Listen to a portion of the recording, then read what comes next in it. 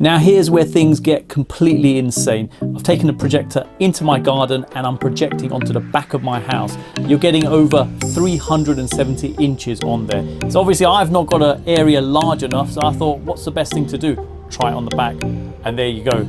Crystal clear still. Hi guys, today we're setting up and reviewing a projector. So this particular projector is from BenQ and it's the W2700i. Details are in the description below, including purchasing links. So this is a true 4K projector, 2000 lumens on here, contrast ratio is 30,000 to 1 and has two 5-watt speakers on here. It's aimed more at the cinematic experience, not really for gaming, but we're going to test it out with gaming anyway and just see how it performs. So I've laid out all the items you get in the packaging. Let me show what you get. We'll set it up and then we'll test it out and see how it performs. So it comes in a large brown box. I've taken all the items out and you get a quick start guide, which is multi-language. Comes with a calibration report, so you don't have to do any additional calibration on the projector. You get a regulatory statement and a card with support details. You get a power cable. The power cable is 3 meters in length. The connector on there is what you'd use on a PC. Build quality of the cable feels good. You get an Android TV stick. You get 2 remote controls, one for the projector and the other one for the Android TV stick. Build of both the remotes feels good. And you get 2 sets of batteries, one for each remote. Now coming over to the projector, in terms of dimensions, it's 38 centimeters wide, height wise it's 12.7 and the depth is 26.3 centimeters. It weighs in at 4.2 kilos, and lifting it up and showing the front, you can see the lens cover here and that just pops off, revealing the lens there. In terms of installation, you can install it, either ceiling mount it or have it on a table projecting onto a wall. Coming over here, you've got an adjustment. So if you've got it on a table, you can adjust the height on there. So if it's not accurate, then you can get it to your requirements. Infrared pickup is over here. Coming around the side, you've got some vents and a Kensington locking point. Looking on the other side, whole area of vents. Looking underneath, you've got 3 feet, obviously the adjustment one for tilting up and down, and then 2 adjustments over here. You've got rubber feet just underneath there, and you've got mounting points over here for ceiling mounting it. Coming around the back, just to show the connectivity options you have. So you have a 12-volt trigger, and this is used for controlling motorized projection screen. Then you've got an RS232 point. So that's a serial connection used to manipulate the projector. General home users wouldn't be using that. Also, there's a service point. Again, you wouldn't use that. Media reader here, so you can plug in media and read directly from there. You've got 2 HDC 2.2 HDMI ports. You've got a USB charge point there and just highlights it's 2.5 amps given out from there. You've got an optical output for audio. You've got a 3.5mm jack for audio out too, and you've got a power point there. Now taking a look from the top, you can see a flap here. If I pull that down, reveals some controls, and you've got a focus point, zoom point, and a lens shift on here. So it's just a matter of turning them over here. Looking down below, you've got an on button, selection options here, back, menu, and source, and LED indicators. Looking on this area, quick installation. So it's highlighting that you've got to open this area up and install the Android TV box underneath here. Let's make a start at installing the Android TV stick. So as it shows in the instructions, there's 2 screws, one on either side. So let me loosen those now. Now with the 2 screws loose, just push this forward and the cover comes off. Now taking a look in here, you can see there's a HDMI port just over here and a power port here. So very simple, take the cover off the HDMI connector and you've got a power point over here, bit of rubber here, we'll just take that off, plug the power in and then plug in into the HDMI port. And there we have it, the Android TV box is connected. So quite interesting, they've actually made it like this. I would have thought it would be integrated in here, but I guess if there were problems with it, at least you don't have to return the whole unit, just get this replaced. So let's put the cover back on here now. Okay, so I've plugged in the power on the projector. I've placed it 2.5 meters away from that blind. Now powered on the device, just to give you an idea of noise levels. So ambient noise levels in the room are about 35 decibels. So if I bring my sound level meter in, so it's about 46 decibels you're getting from the device. So this is what you're initially presented with. It's projector position, and it's showing you the different ways you can install this. So as you can see, you've got front ceiling, rear, and rear ceiling. So we'll just go for front. Just click OK on the menu option. Let's go through the options here. So language selection. So next we have vertical keystone correction. So what we'll do, let's put the projector slightly closer. So at the moment it's 2.5 meters away. So I brought it closer to the screen so we don't have the edges coming on to sides. And what's quite interesting, if I show the projector and I lift it, and if we look at the screen, what's quite interesting, it actually does keystone correction automatically. So if I put it down, so what that means, it just ensures the image is flat on the surface. So if I now bring it across, and even if you look at it from this distance, you can see it's actually crystal clear how it's appearing. So I'll say OK to that. Press OK, 3 seconds to pair your remote. So this is referring to the Android remote here. So I'll just hold on to OK. So let me run through the Android setup on here. So language selection, I've got English United Kingdom selected. And what's quite interesting actually to see at this early stage, I've got the front blind in the room closed, but there's light at the back coming into the room. And even with that, picture quality is really good. Quickly set up your TV with your Android phone. I'll do a skip to that. Let me select my Wi-Fi network. I'll enter in the Wi-Fi network password off camera. I've entered my Wi-Fi password. Let me click next. Okay, so it's recommending to sign in to make the most of the TV. So I'll sign in with my test account. Terms of service, we'll agree that. Services, I'll say no to that for now. Improve Android, no to that. Continue on voice control. See, I'll continue. Get personal results, no to that. No to stay up to date with emails regarding this. Name for your QS01, so that's fine, we can just stick with that. QS01 is powered by Android TV. There's a walkthrough on there. BenQ wants to collect data, so if I scroll down, I can disagree to that.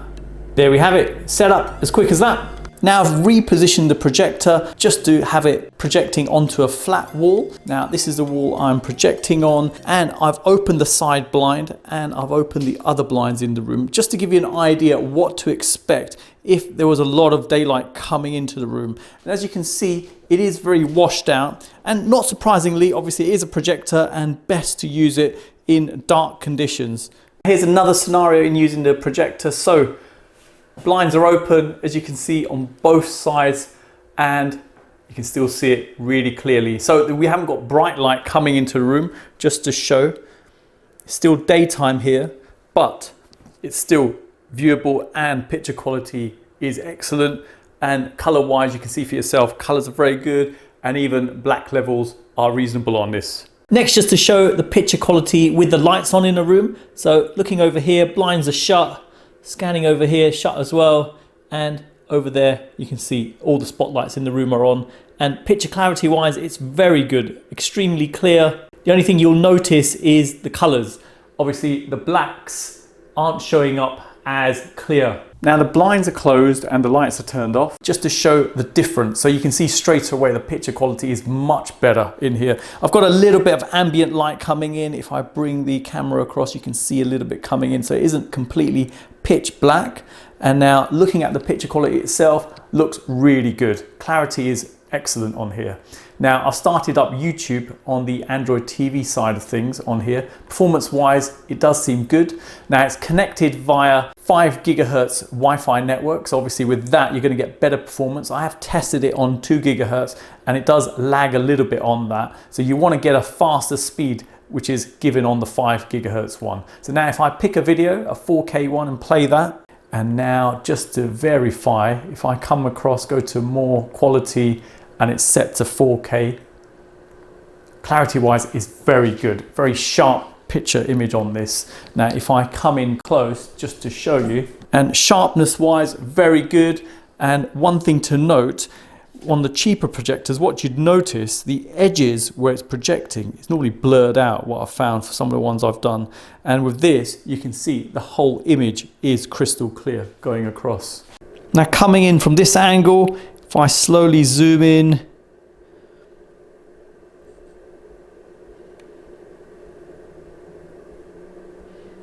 clarity wise, it is very good. Now to give you a comparison between the different picture modes, what I've done a recording of the different picture modes and combined them in a single video so you can see them side by side. Now first of all, on the left hand side you can see the bright mode, and that one isn't so great. You can see for yourself, it's all over the shop, and picture quality is pretty bad on that one in terms of colors. Vivid TV, now that's one of the better ones. You can see for yourself, contrast in that is very good. Not sure what sort of justice the recording's giving the picture you're seeing, but in reality it does look great. Cinema as well, that gives very good levels of color on there. Whereas if you move on to digital cinema at the side, guess you could say it sort of darkens a little bit, so not so great. So for me, I found Vivid TV and Cinema probably best out of the four there. Obviously you can define your own with the user ones, so fiddle around with the settings and get it to how your requirements are, but Vivid TV and Cinema, I think they do the job and they do it well. Now I've got a video playing and there's a lot of color in this one, 4K video, and the colors, picture quality as well, absolutely stunning on this. And coming in close, you can see for yourself, clarity is excellent. If I step back now,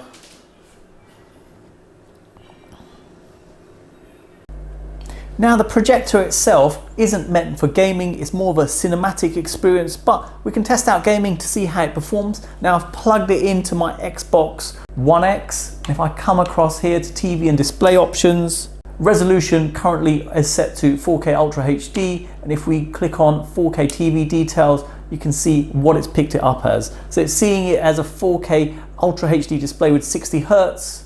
And looking at the other section, it says it supports native 4K gaming and supports HDR10 for gaming. Now I've started up Fortnite on the Xbox and general performance seems okay actually. You can see for yourself, there's no sort of lag on there or anything major noticeable. I don't know how well the camera's picking it up. But in terms of response time, it's not the greatest on here. So hence why they don't really recommend it for gaming. If you're an occasional gamer, I think it's fine, to be honest. It's not going to be that much of an impact on you. But if milliseconds count, obviously, and you are a hardcore gamer, I wouldn't really recommend getting this for gaming. But you can see for yourself, seems okay. Picture quality is good. Now in terms of positioning the projector, you'd want to have it opposite the wall it's projecting on. You could attempt to do it sideways just to show, but the keystone correction is not going to work and it's not going to straighten up the image. And it's probably best it's directly straight, because if you think about it, the lens isn't going to be able to adjust and straighten out the images and give a clear picture at the sides. So it's good to know that I have reviewed a projector that did do that, and the picture quality of the edges was blurred out a little bit. Now coming in on the projector, there's actually a zoom option there, 3x zoom. So if I take it out of zoom completely, that's the picture size on there. So once you get it to what you want, you can just zoom it in and out. So coming out, you can see that's the 3x zoom on there. So even at a short distance, you're getting quite a large image being displayed. Google Assistant voice control is available via the remote, so it's just a matter of pressing the microphone icon over here once, and the microphone's just there at the top and it picks up your voice. So to show this in action, what's the weather like in New York today? It'll be cloudy there today, with a forecasted high of 17 and a low of 12. Right.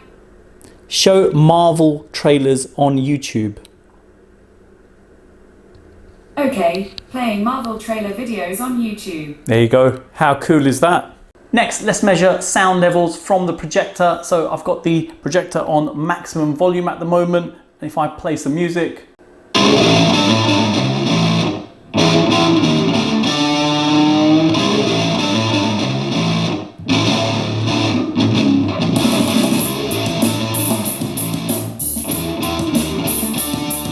there you go, so 81 decibels from there.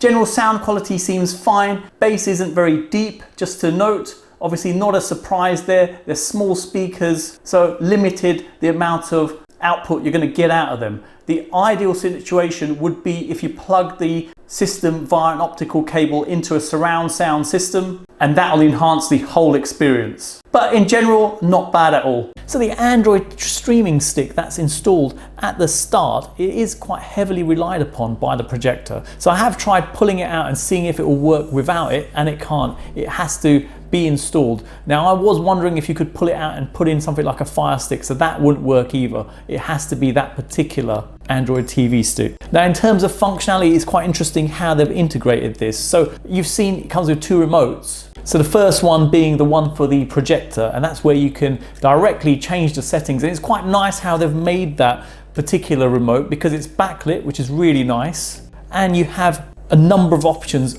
available directly at your fingertip. Now, one thing I've found just moving around the options available, it is a little bit sluggish when you make a change on the projector settings. So another picture mode, it does take a few seconds for it to flip over. It's not instant when that happens.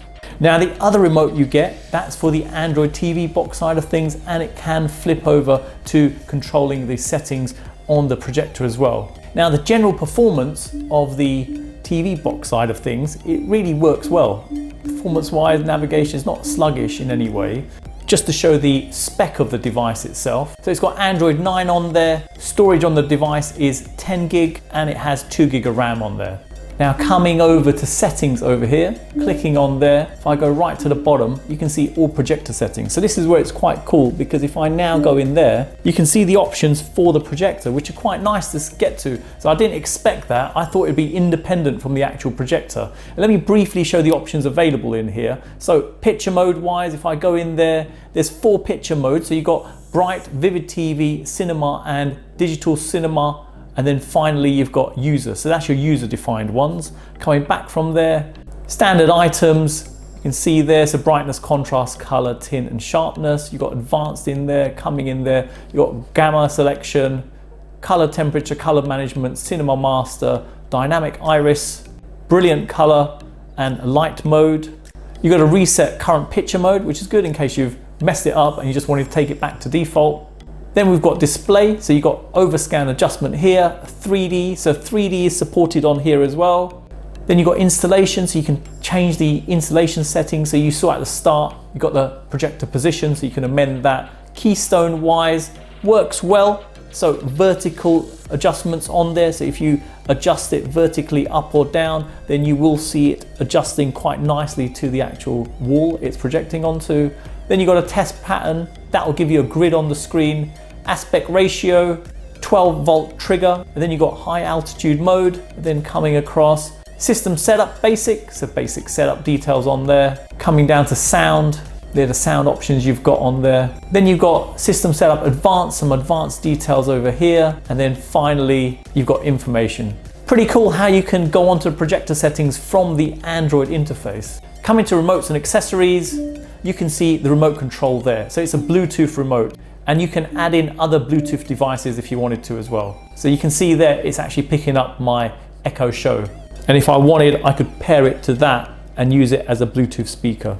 Now, as this is an Android device, you've got the Google Play Store, and coming in there, obviously you can download and install other streaming services. You can see there, if I come across, lots available there. One thing I did notice, couldn't find iPlayer on there. So now coming down, many services available. You can even install Android games off here, and you could pair up a Bluetooth controller and play some of the games. So as long as they're basic games, should be fine. Spec isn't amazing on there, but for general streaming, it's perfect. Now here's where things get completely insane. I've taken the projector into my garden and I'm projecting onto the back of my house. You're getting over 370 inches on there. So obviously I've not got an area large enough, so I thought, what's the best thing to do? Try it on the back. And there you go. Crystal clear still, which I'm really surprised. Picture quality is absolutely stunning on this. I don't think my camera gives it full justice it deserves, but very impressive. And you can see for yourself, coverage is enormous. I could probably go even further back. But again, I've not got an area large enough to go even larger than that.